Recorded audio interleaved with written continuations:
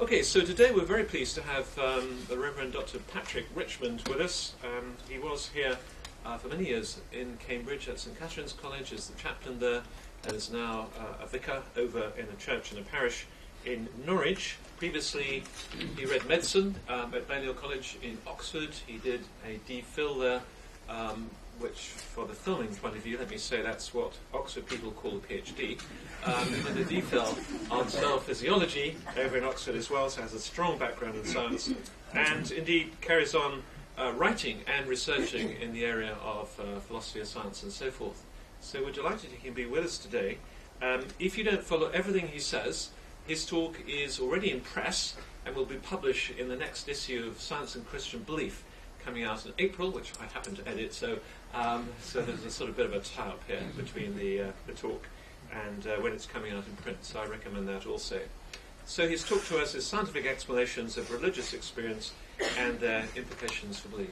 Thank you. Many thanks, Dennis, and it's great to be back in Cambridge. Many thanks particularly to you for coming.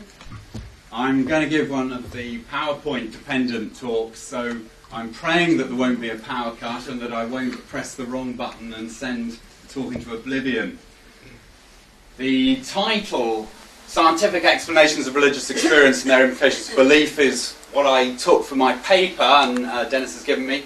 I gave a talk to the Humanist Society in Norwich, and they wanted evolutionary science. Can it explain religious belief, and does it disprove it? So that might be a slightly more racy title.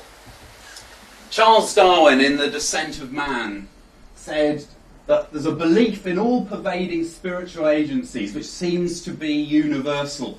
Religious belief in some sort of spiritual agency, seems to be present in virtually all known civilizations. And there have been various attempts to explain this naturalistically, without recourse to spiritual agencies.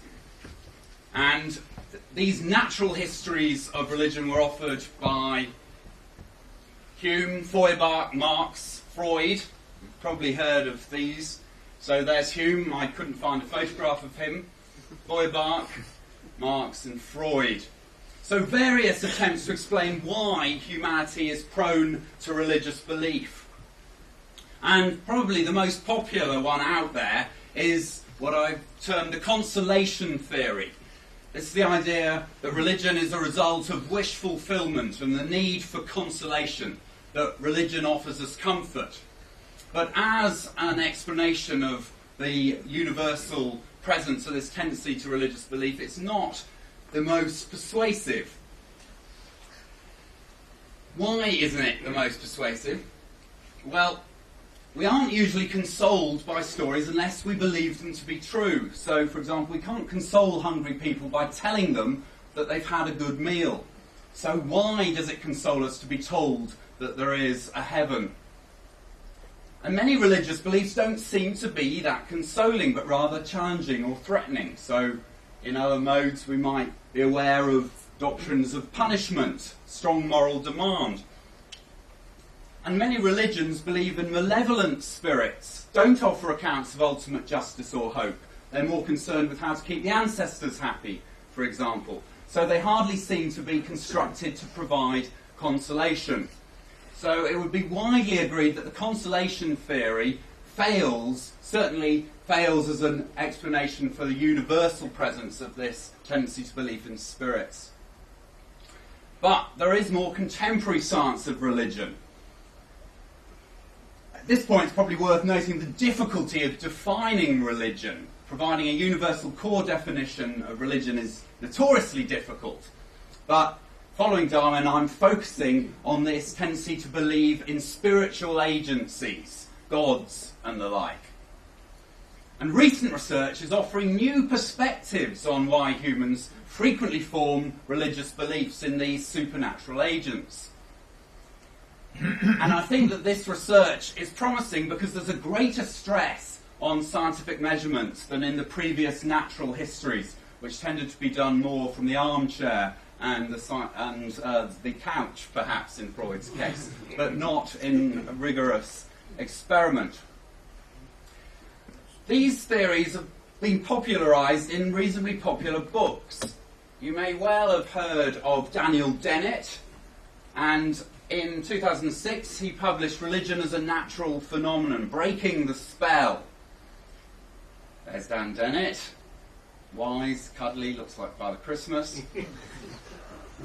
An influential writer, one of the four horsemen of the anti-apocalypse, good friend of Richard Dawkins.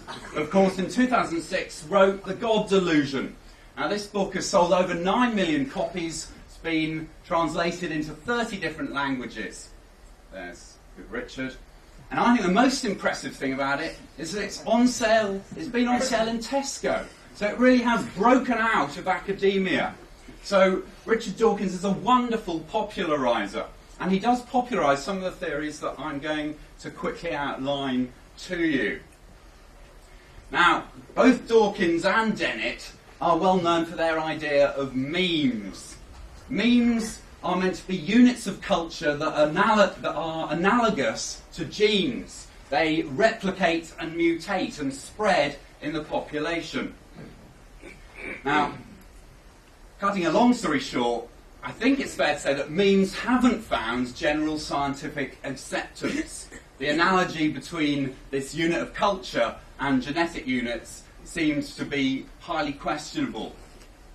But many Christian apologists, I fear, leap on memes and beat up on them and miss the point that the idea that some ideas spread faster than others for reasons other than their evidential support and their warrant, this idea is widely accepted. Dawkins' favourite theory in The God Delusion for religion seems to be religion is a byproduct of childhood gullibility. He compares religious beliefs to a moth circling a candle flame and being burnt up in it because the moth is designed or adapted to navigate by the lights in the sky and ends up immolating itself in a candle flame. That's how good religion is for you. And children, of course, have to learn from their parents, and so they take on religious belief and other rubbish in the process of getting the education that will stand them in good stead for surviving. But gullibility doesn't explain the commonalities of religious belief across different cultures.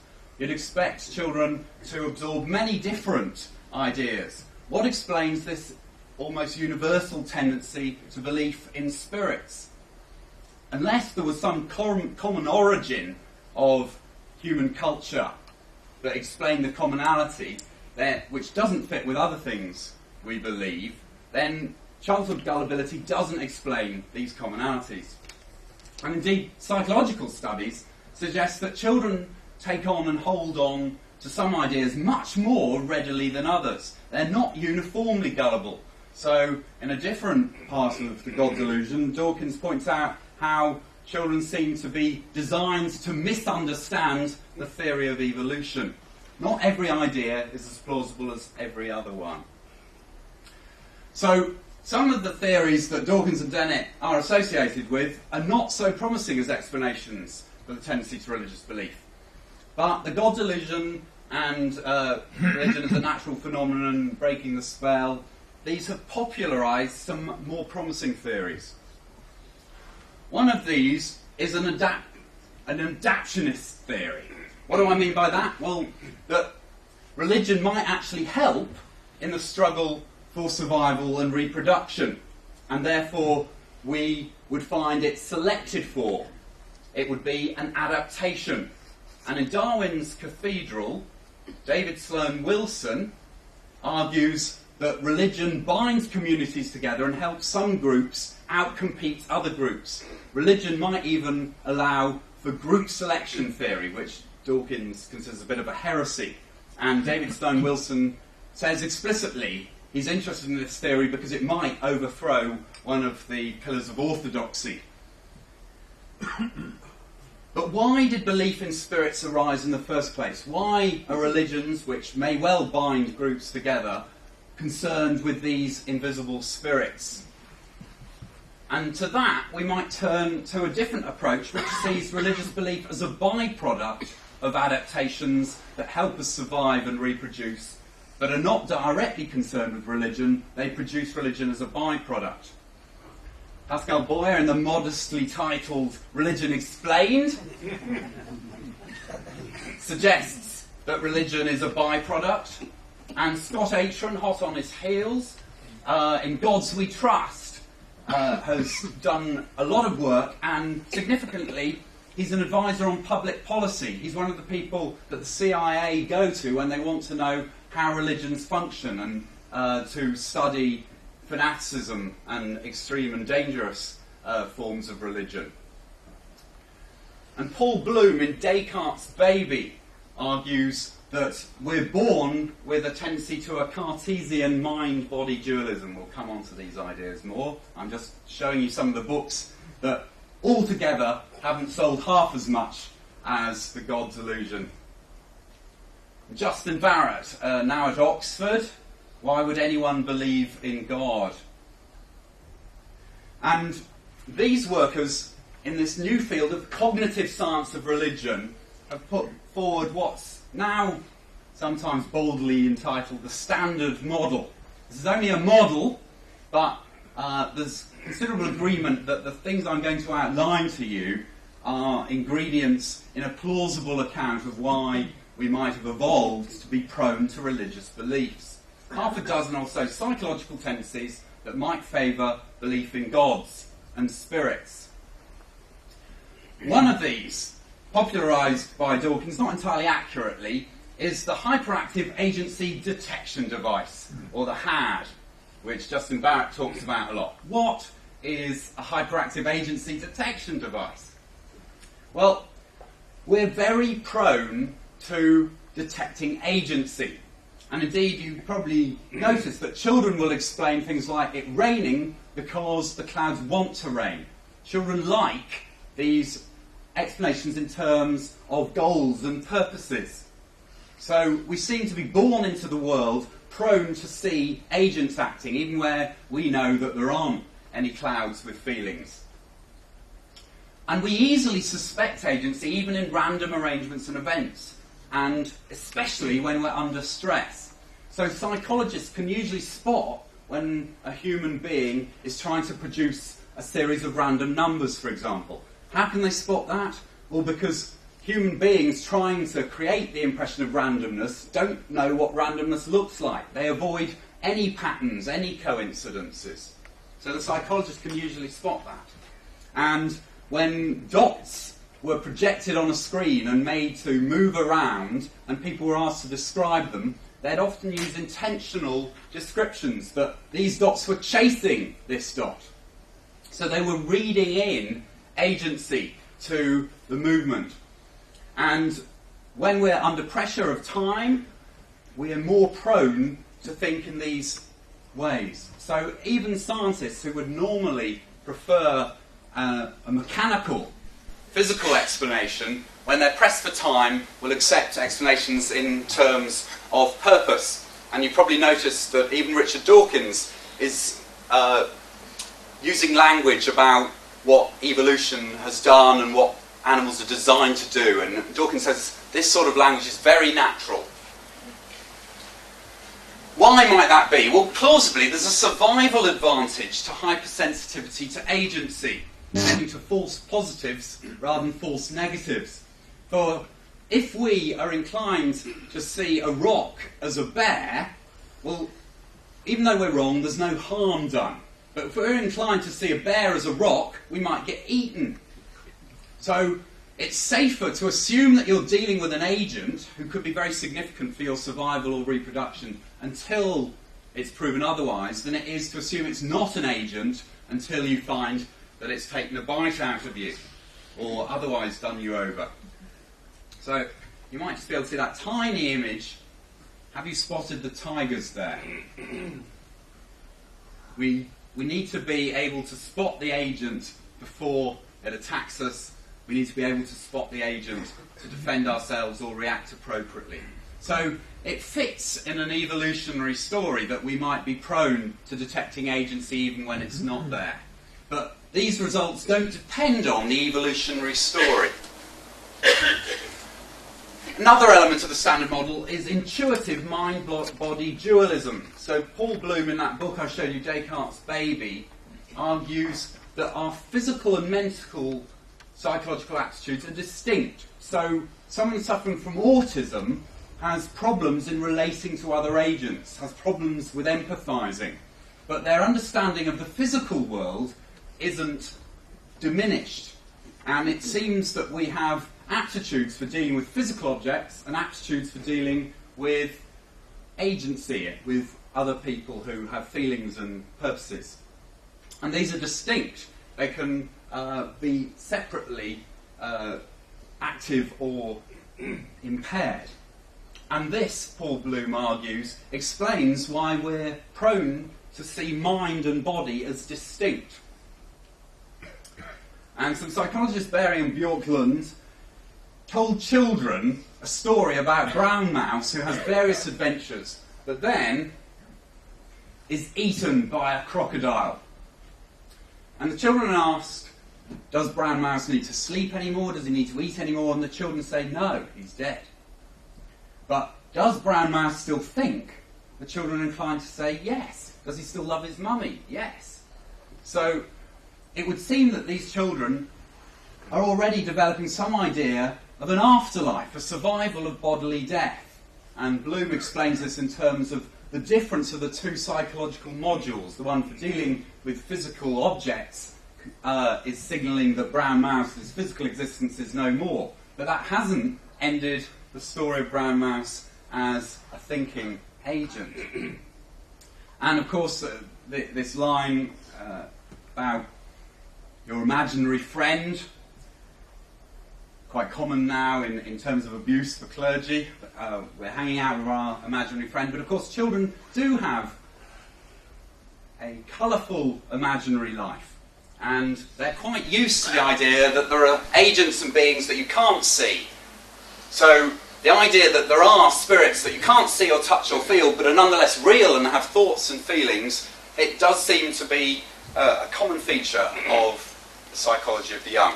I'm gliding over all sorts of questions. I may be able to fill in more detail as we discuss it in questions. And this leads on to the idea which Boyer and Atran discuss of minimally counterintuitive agents. So Boyer found in his experiments that agents that are slightly counterintuitive are most memorable, and stories about them are passed on. So if something is intuitive and fits entirely with the expectations that to an extent we're born with and grow up with, well, that's boring. So stories about ordinary things are not that interesting because they're ordinary. On the other hand, stories about things that are wildly bizarre, they're just hard to understand and hard to memorise. But things that are just slightly odd, that violate our expectations in one way, such as being an agent, something that we're intuitively familiar with no visible body, those sort of stories, they're very interesting. Ghost stories and the rest. These stories pass very quickly. And there's some experimental evidence supporting this. So Mickey Mouse violates some of our intuitive expectations because he's an animal, but he can speak. So this raised the Mickey Mouse problem. How do we explain the difference between the way that religious stories spread and the cult of Mickey Mouse and the Mouseketeers? Well, agents are important for explanation. If you remember the hyperactive agency detection device, it's detecting changes in our environment, bumps in the night, rustling in the leaves, and ascribing a cause to that. An agent is active. So Mickey Mouse inhabits a fictional world. He doesn't explain changes in the real world. But the invisible agents of religion, they can explain what's going on in the real world. They're important for explanation. And we humans, we're social animals, so we're disposed to care about agents that can interact socially with us. So if the gods or the ancestor spirits can interact with us, perhaps if they have knowledge, because they're invisible and go places we haven't, that could be very important. And if they're able to cause disease or explain other things in our environment, then we'd be very interested in interacting with them. So HAD generates a belief that there are agents that we can't see. Our ability to intuitively understand a mind, even if it hasn't got a body, makes the idea of a bodiless agent plausible. And the idea of a bodiless agent is minimally counterintuitive, a bit odd, but not that odd. And so it's interesting, but not so bizarre that we can't understand or remember or pass it on. So stories about spirits are interesting and get passed on a lot. And this helps to explain why religions flourish, so the story goes. And another interesting result is that superpowers are intuitive, particularly the idea of being all-knowing. So it seems that for children, unlimited knowledge and perception is their starting assumption. Here's a box of biscuits. The child is shown that the box of biscuits has all the biscuits taken out and is filled with rocks. And at a young age, when the child is asked, what will mummy think is in the box, the child will usually say, rocks. Why? Well, because the child knows that there are rocks in the box.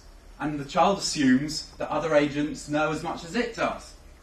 It's only as the child develops that it gains the ability to see that other agents don't know as much as it does. As he or she does, sorry. So concepts of limited knowledge seem to be acquired later in the process of development. And therefore, the idea of an all-knowing God is easy to grasp, because that's where we start in thinking that everything that is known to us can be known. And the idea of a God who sees everything, is invisible, isn't that counterintuitive? Only minimally counterintuitive. So that helps children understand the idea of a God who knows things and sees what we do in secret, because that's our default starting point, so to speak. And also, it seems that we have a teleological and creationist bias. Teleology is the study of ends or purposes, and you may remember that it was part of Aristotle's physics that there were final causes, that things happened for reasons, they sought goals. We have a tendency to see purpose in the world. Remember Dawkins talking about organisms as being designed. And children tend to see the world as a creation of a powerful agent. And interestingly, even children who've been brought up by parents who don't believe in God prefer stories that explain the world and the animals in it in terms of creation to stories that explain this in terms of natural processes without any agency. So Deborah Keelman, another psychologist, terms this intuitive theism, that the belief in God is intuitively attractive to children. This is a picture of Deborah Keelman. You'll see a lot of these psychologists use puppets to entertain the children and perform experiments on them in an ethical way. So there she is with her monkey.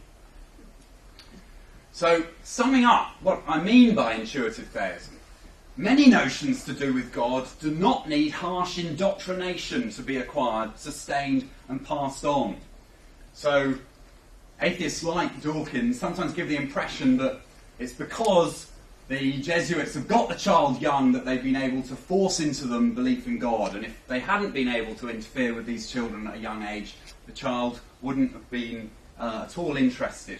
Whereas it seems more likely that children would invent quasi-religious beliefs, even if they weren't exposed to them.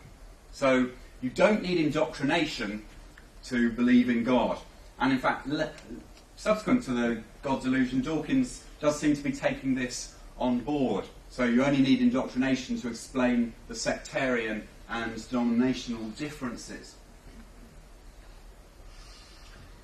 Rather, religious beliefs are minimally counterintuitive, they're readily and easily acquired and interesting enough to be transmitted.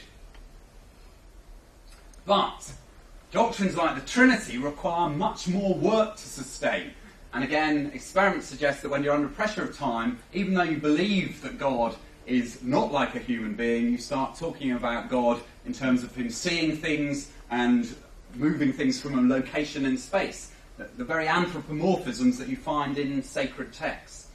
So Boyer calls this the tragedy of the theologian, that we're always working hard to sustain our complicated doctrines, but it's the intuitive ones that are passed on, even if they're unorthodox. So I now spend much longer on Trinity Sunday trying to explain what I'm going on about. And then linking with the work of Wilson and Darwin's Cathedral, there is evidence suggesting that religious belief has pro-social effects. So in the corner I've got a picture of the Good Samaritan. And Sosis and Bresler found that religious communes historically have lasted much longer than secular counterparts. And the Hutterites were one of the most long-lived religious communities and non-religious communities ever. And Sosis found that members of religious kibbutzim showed more cooperative behaviour in tests than the secular kibbutz did. And Sharif and Narenzian showed that implicit religious cues increased generosity to strangers. So they did some of these rather artificial tests to see whether two strangers will cooperate with each other. And then they gave them literature, not explaining to them what they were doing, that had various religious ideas. You know, God is watching you. And then they did these tests of cooperation and found that even unbelievers seemed to be more prone to cooperate after being exposed to the religious cues. Other cues could also have the same effect. So if you're exposed to ideas of law and order and police, you're more disposed to cooperate as well. But it seems that this is operating at an unconscious level, just by being made aware that God is watching you. Even if you don't believe in God, you're more prone to cooperate. So religious belief may have effects that help social behaviour, and this could be helpful in the struggle for survival and reproduction, and could explain why religious beliefs tend to predominate.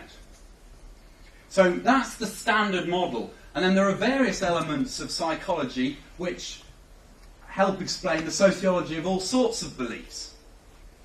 And one interesting result is that cognitive dissonance can strengthen belief. Cognitive dissonance is when there's a mismatch between what you believe and what you do. So suppose that you're invited to come to a baptism service. You go along, not aware of it, but for social reasons. You're loyal to your family and you want to support it. You're not very religious. You find yourself taking part in the baptism service and enjoying it. You then have cognitive dissonance. You seem to have enjoyed this and participated in a religious ritual that you didn't have any belief in. You may find that you think, well, maybe there's something in it. Your behaviour affects your belief. Obviously, there are various ways in which this could work. But through acting religiously, it may strengthen your religious beliefs. So by taking your faith out for a spin occasionally, it may strengthen your faith. And another interesting result, psychologists find that people are biased to believe in a just world. So, for example, even when they're told that a misfortune was the result of some random process, when asked afterwards, people are more inclined to ascribe immoral traits to those who've suffered more. So the world is set up so that bad people have bad things happen to us, happen to them. And we seem to be intuitively prone to that sort of thinking. And of course, that sort of thinking ties in with ideas of divine punishment, karma, and other religious themes. And as with many other beliefs, frequent thought and association tends to strengthen the belief, even without good arguments. So the more areas of your life, your religious beliefs or other beliefs, are linked in with, the more satisfying that belief becomes, the more loyal one becomes to that belief. Not through argument, not through evidence, just through the fact that it's involved in a lot of your experience. So these are general psychological features which could be seen to be playing a role in supporting religious belief, quite apart from argument and evidence. Well then, if we're prone to believe in spirits and in God, how do we explain atheism? Well, on the standard model, we need to reduce the input from the hyperactive agency detection device and the other intuitive causes of belief in spirits. And we need to increase other sources of belief formation to fill the gaps. So we need to expose ourselves, perhaps, to something like Darwin's theory of evolution. And as the hyperactive agency detection device is most active when we're under stress or pressure, if we're more relaxed and have safety and security, then the hyperactive agency detection device won't fire so often. And there are some interesting results that suggest that there are correlations of secularism with high levels of safety and security, strong welfare states and things. Now, as with all sociological correlations, not everybody's going to be very convinced. And I refer you to that study of Norris and Inglehart because it's interesting and influential, but by no means compelling, because we haven't got a universal measure of stress. I mean, maybe we could start taking samples of people's stress hormones in their blood supply and linking it with their religious stories, but you can see how complicated it's going to be. But certainly, attendance at church, and particularly fundamentalist churches, increased during the Great Depression, and people brought up during that period seemed to retain their religiosity. So that is an interesting correlation. So if we can reduce danger and urgency, we should reduce the amount the HAD fires. If we can increase reflective thought, spend a lot of time in an ivory tower, then we've got time to think rather than feel and produce beliefs reflectively and intellectually rather than intuitively. If we increase exposure to human artefacts, that fulfills our desire and tendency to see things as a product of design. And we can say, yes, they are products of design, designed by humans. And offer alternative explanations, such as Darwinism. So, atheism doesn't seem to be a serious problem for the Standard Model's account of proneness to belief in spirits.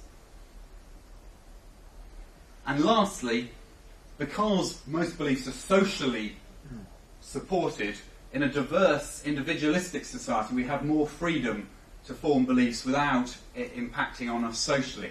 Whereas if all of your tribe share the same religion, then defecting from it is going to be quite a serious problem. If we're in a pluralistic, diverse society, that's going to have less impact on us, both consciously and unconsciously. So that's a scientific overview. What is the implication of that for the propriety of religious belief? Well, probably from time immemorial, people have appealed to their experience in explaining their belief in God and gods. But it's been given academic respectability by Richard Swinburne, the Professor Emeritus of the Philosophy of the Christian Religion at Oxford, and his book, The Existence of God. It's very influential, one of the leading defences of theism in the analytic tradition.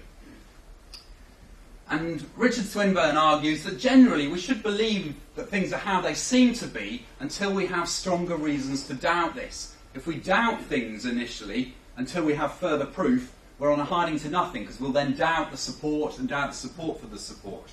So we take things to be how they are, quite properly, Richard Swinburne says, and then it's a critical process of weeding out the beliefs that don't fit.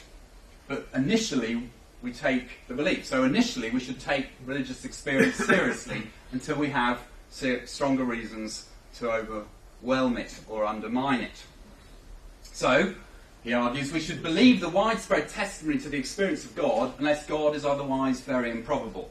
So I've just summarised his book.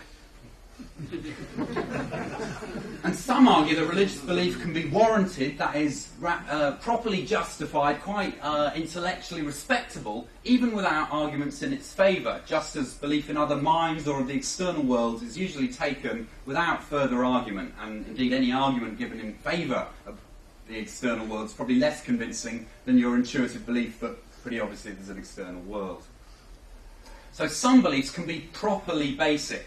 They're basic because they don't depend on other beliefs or argument, and they're properly basic because it's quite proper to have them. That is what most reasonable people will do. So they don't rely on further arguments, but there's nothing wrong with that. It's right and proper that they don't need further arguments. And Alvin Plantinga, one of the most impressive and stimulating philosophers of religion, breathe new life into arguments about problem of evil, the ontological argument even. He argues that belief in God may be properly basic, that it's the sort of belief that you can have because it's just obvious and there's no need for further argument. He's not saying you shouldn't take arguments against seriously, but you don't need positive arguments in favour of belief in God if God appears to you to be present in your experience. So there are attempts to justify religious belief by appeal to religious experience. How are they affected? He does that, in his book, Warranted Christian Belief. So how is that affected by cognitive science of religion that I've been outlining to you? Well, both Swinburne and Plantinga make brief mention of the Marxist Freudian consolation type theory. But as we've seen, they've got much less going for them scientifically than has cognitive science of religion. So I think that believers need to address this new field. It's much more in need of addressing than the old consolation theory is, I think. Now, I'm not saying that cognitive science of religion is fully established. It's making claims about human nature based on quite a relatively small evidence base. But it's a promising field of research which could well help to explain religious experience and belief. I'm pleased to say that having written my paper, I was given this book to review, and it shows that the process is beginning, and philosophers and theologians are interacting with the scientists to see what the implications might be. So Geoffrey Slosh is a Christian and a psychologist, and examines the evolution of religious belief. And Michael Murray is a theologian and philosopher, and they've co-edited this book, which has many articles worth a read in it. Not for beginners, probably, though. So, the $64 million question, does cognitive science of religion disprove belief? Well, just from saying where a belief comes from, you can't work out whether the belief is true or false. That's called the genetic fallacy. So, just because something is produced by, say, reading my horoscope, I can't conclude that what I believe as a result of reading my horoscope is false. A belief can be true even if it has odd causes. And many of our beliefs, after all, have psychological causes but are not thereby proved false. For example, belief in other minds or the external world, as I've mentioned, and it seems that we are born with cognitive modules that help us count physical objects. So we're psychologically disposed to do that. It doesn't mean that our beliefs about how many objects there are undermined. But there are times when we don't trust a belief formed by experience. For example, if it's known to be an unreliable process that forms that belief. If the belief is caused by the wrong thing. So suppose I think I see Stephen Fry in the street, and then I'm told that there's a wonderful Stephen Fry impersonator, then I'll think, well, maybe I didn't see Stephen Fry. It's quite plausible that it was caused by the wrong thing, caused by the impersonator. And if we have strong independent reasons to think a belief is false, then this can undermine it. So suppose you see your grandfather in the street, but you know independently your grandfather is dead, then you might think, I can't see my grandfather in the street, really. So these are three common ways in which we undermine a belief formed by experience. So does cognitive science of religion show religious belief is unreliable? Well, it might seem to, because after all, the hyperactive agency detection device is hyperactive. It's prone to giving false positives. But that doesn't go to show that our minds form more false beliefs about agents than true ones. The HAD is hypersensitive, but it's not unreliable. It's still right more often than it's wrong, and we quite rationally rely on it a lot. And it typically doesn't operate alone. We have other faculties which winnow out the false positives. So we hear the creak in the night, we think burglars or worse, and then when we've checked, we're able to say no burglars. So even if HAD is prone to hypersensitivity, that doesn't mean that our faculties taken as a whole are unreliable, and therefore doesn't mean that our religious experience is being formed by an unreliable process. Does cognitive science of religion show religious beliefs are caused by the wrong things? Well, it may indeed seem so, because we've got natural causes of supernatural beliefs. If a belief in a supernatural agent probably has a purely natural cause, then that does seem to undermine it. It's caused by the wrong thing. It should be caused by a supernatural spirit, but it's actually caused by the way our psychology works. And I think that this does undermine some beliefs. For example, in spirits and nature, in demons causing disease, we know that there are good natural explanations for the events in nature. And therefore, even if we're inclined to see spirits or demons behind that, that belief is undermined by there being a more plausible, or at least equally plausible, natural explanation. But that a belief has natural causes need not rule out it's ultimately being caused by the creator of nature. So if it seems to me that there is a God who's created all of nature, and then I find that the way it seems to me is probably affected by the way nature is, that doesn't mean that my belief is ultimately caused by the wrong thing, because I might expect God to make nature such that I'm inclined to believe in him. So does cognitive science of religion give strong reasons to think there is no God? Well, not on its own. It's an explanation of how we form beliefs. It's not directly studying the existence of God, and indeed naturalism assumes we're not going to appeal to the spiritual agents. Now, there may well be interesting questions about the distribution of belief. Why is it that those under stress, or women, or parented by believers are more prone to religious belief? I think there are interesting questions there, but it's not obvious that any of those distributions are incompatible with belief in God. But of course, atheists may have other reasons to think there is no God. So if you've got an argument why there almost certainly is no God, which you think works, then you're going to be inclined to interpret religious belief as a result of the naturalistic process without any ultimate divine cause. So what this means is that cognitive science of religion can provide an error theory. An error theory is a theory which explains why otherwise normal people seem to be prone to widely believe something which you think is false. So you can explain why there are lots of people who believe in God, even though you think the belief in God is almost certainly false, because we're psychologically prone to do so and might reasonably be expected to evolve in that way.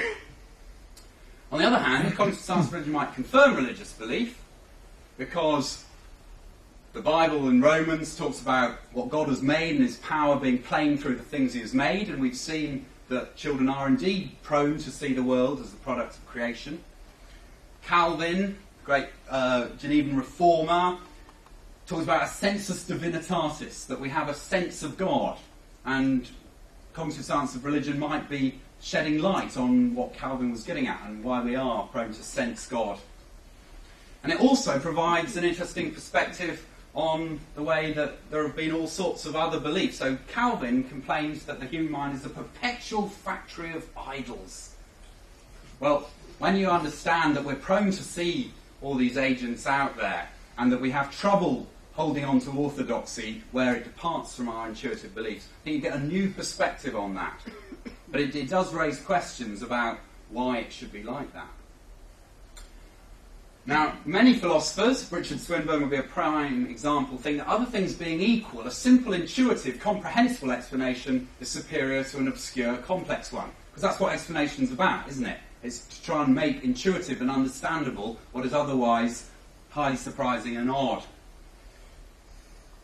And cognitive science of religion suggests that an all-knowing creator of nature is, in a sense, intuitive, comprehensible, and familiar. So it may make explanatory arguments have some objective basis for appeal, and not just the subjectivity which bedevils most philosophical discussion, let's be frank. So natural dispositions to believe in God may also seem less surprising if there is a God. He might be expected to make the world such that it points to him. So evolutionary science is offering promising theories about our tendencies to religious belief. Not final, not assured results, but promising. It doesn't disprove God, but it does help atheists explain religious belief if there is no God. And it fits with theistic claims that God has made himself plain through creation, and it suggests that theistic cosmological arguments are intuitive because of the way children's psychology works that we take into our adult life. So I suppose you could say that all have won and all shall have prizes.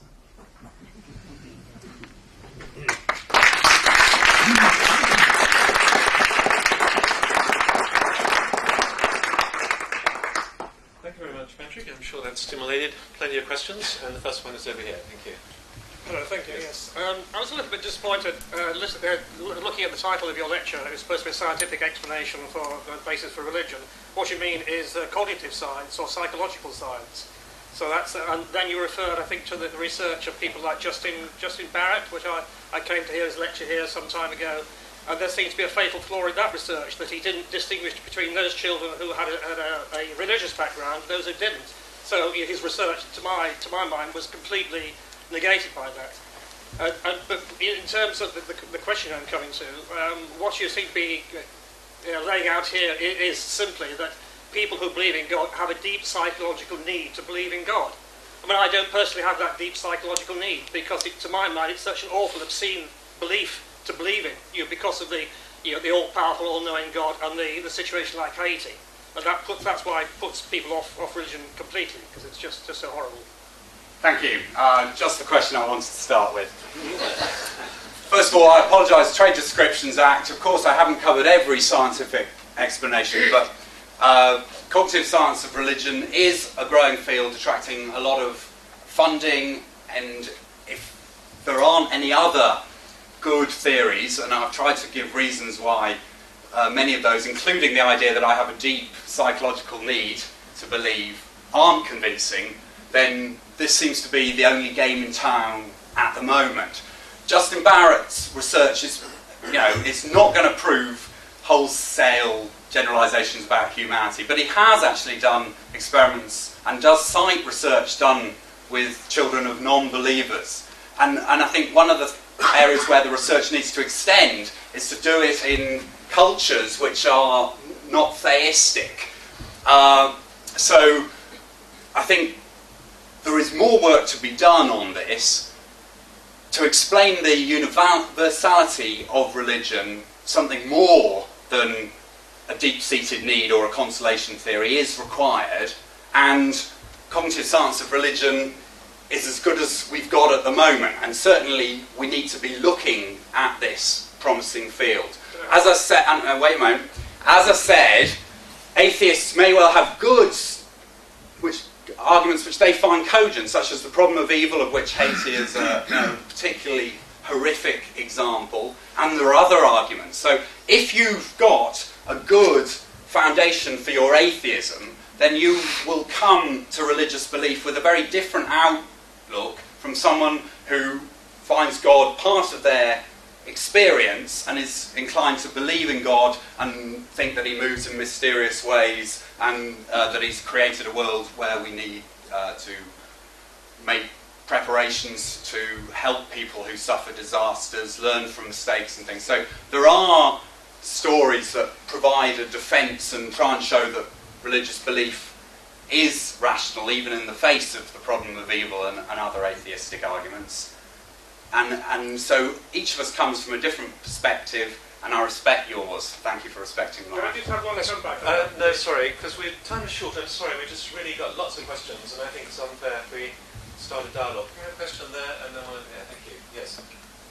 Patrick, in the very nice account you've given of this modern cognitive research, it's not actually obvious that this wouldn't stand in its own terms without any evolutionary mechanism. In other words, does it really need reproductive fitness, or does it just need functionality of a broader kind?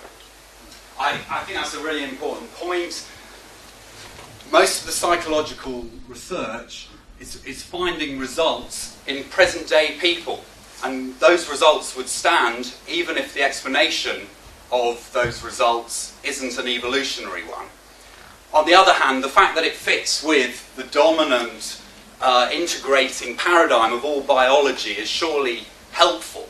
So if these results didn't fit with evolutionary biology, that would create more problems. It might be an opportunity for interesting research, but the fact that these results do seem to fit with evolutionary paradigms, which are making some progress in some other fields, again, early days, I think it does add a unified perspective which helps its credibility. And of course, a certain amount of slack will be cut of theory if it fits with what we otherwise believe, whereas everybody will jump on a theory which seems to be totally heterodox. So I think the evolutionary story at least helps this have a hearing, but it is generating real results which would have to be explained in any account of origins.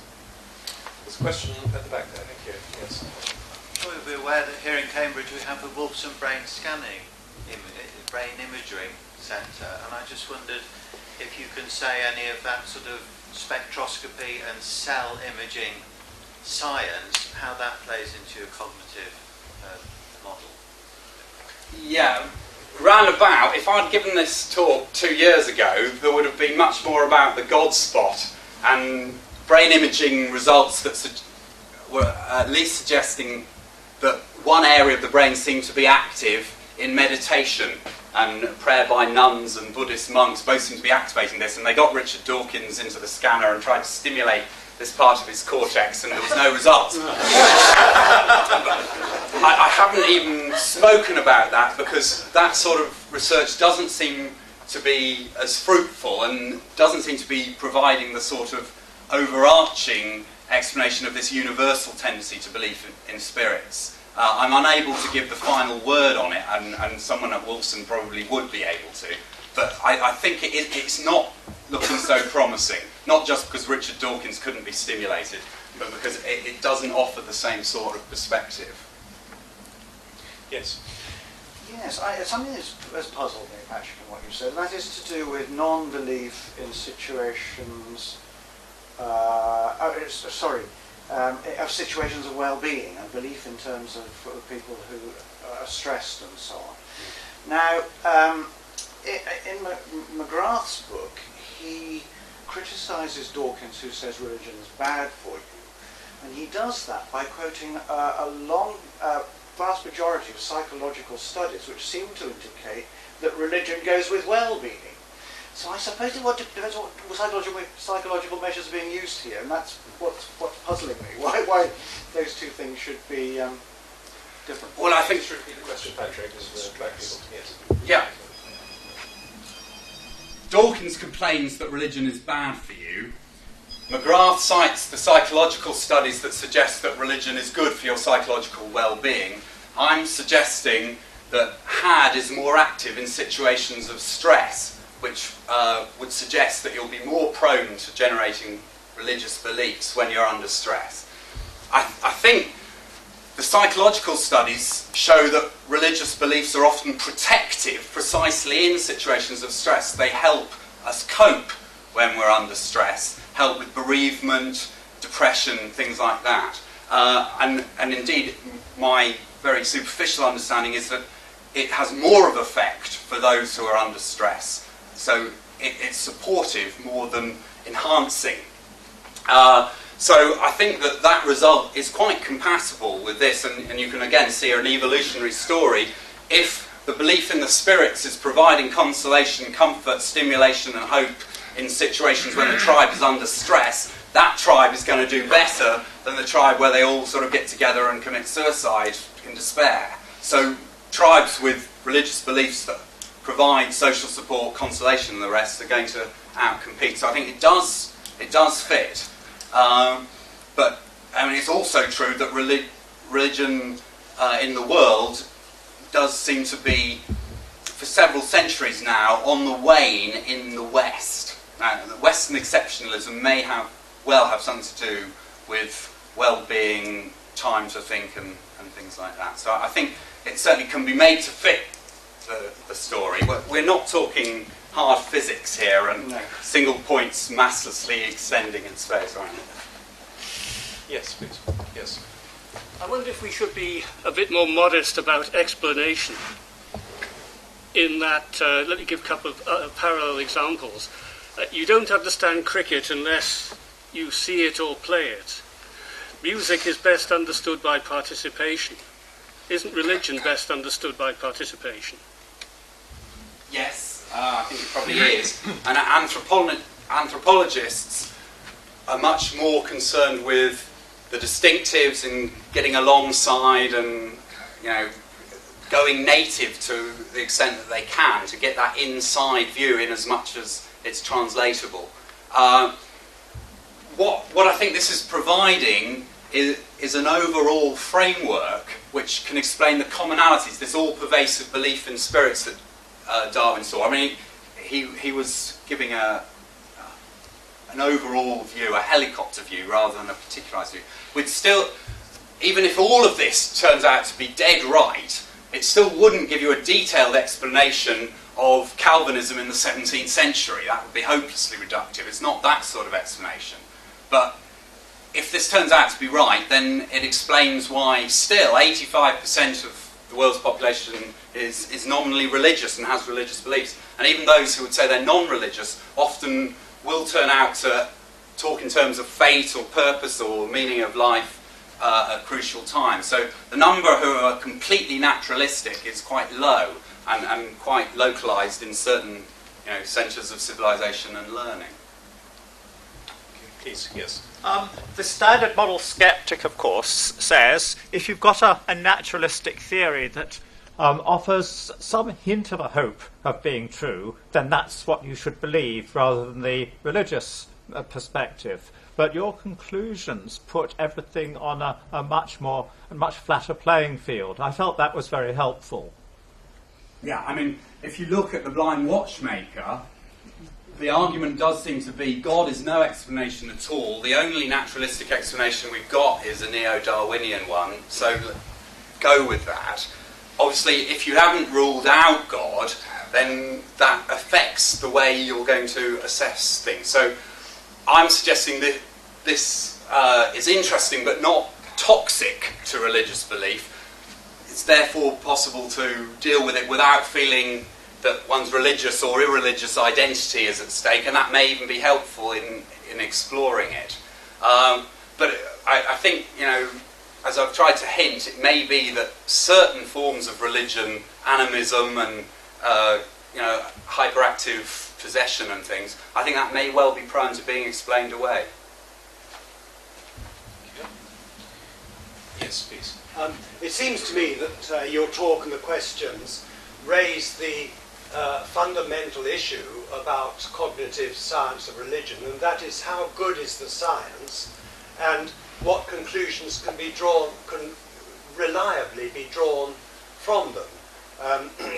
There's the possibility of a sort of naturalistic fallacy, it seems to me, in the whole field of research. I mean, let's give an absurd example. Let's suppose that only old women believe in the existence of God.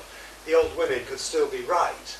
We have to be very careful about to what extent one can draw conclusions from associations, which associations don't necessarily imply cause and effect. Yeah. The naturalistic fallacy, as I understand it, is getting ises from oughts and oughts from ises being difficult. Yes, yes. The genetic fallacy is the idea that finding out the origins of a belief helps you or makes you aware of whether that belief is true or false. Now, in everyday parlance, showing that you've got a belief from some crazy source certainly casts doubt on that. And while I totally agree with the question, I would caution those defending religious belief from too easy a victory here. Just saying genetic fallacy is missing out the problem that if a belief-forming process is deeply unreliable, that casts doubt on the warrant and justification of that belief. So if our religious beliefs are formed by a process which psychology shows to be in other fields totally unreliable, it doesn't show that religious belief is false, but it may well suggest that religious belief is unwarranted and unjustified unless you've got some better source of argument or support for it. So, it is going to be important to look and see whether we can show that religious people generate their beliefs in situations that are known to generate false beliefs. If all religious beliefs were generated by taking hallucinogenic drugs, and we know that the results of taking those drugs in other fields are almost always wrong, that's a big question against religious belief, even though the genetic fallacy would warn us against conclusively deducing that the belief is false. Okay, we'll make this, I think, the last question, and then we should stop. Thank you very much. Yes. Patrick, if one followed the spirit of cognitive science research of the kind you've outlined, could one ask the question, what is it about rich, modern Western societies that makes naturalistic explanations so attractive? Yeah, I mean, the anomaly of... Yeah, the anomaly of Western atheism could be explained by sort of the converse of the theory, as I tried to show how the standard model might deal with that. And obviously, if you've explained why people are psychologically prone to be atheists, that then raises the question, does that undermine atheism? Now, I think cateris paribus, by fair play, it probably doesn't. But it could in certain circumstances, if you can show that people are highly prone to form a belief in this situation in a way that has nothing to do with its truth, though that wouldn't show the belief as false, it might show it was unjustified or unwarranted. But these are early days, and there's no way that you can sort of find a baby and say, I'm going to apply the results of cognitive science of religion and predict that this baby is going to be a believer or an unbeliever 20 years down the line. So it's not there yet, and even if it were there would still be further philosophical questions to ask about the justification of those beliefs. Okay, I think we've got to, I'm afraid. There's a huge discussion here, which is fascinating, and thank you, Patrick, very much indeed for leading us in such a great discussion. Thank you.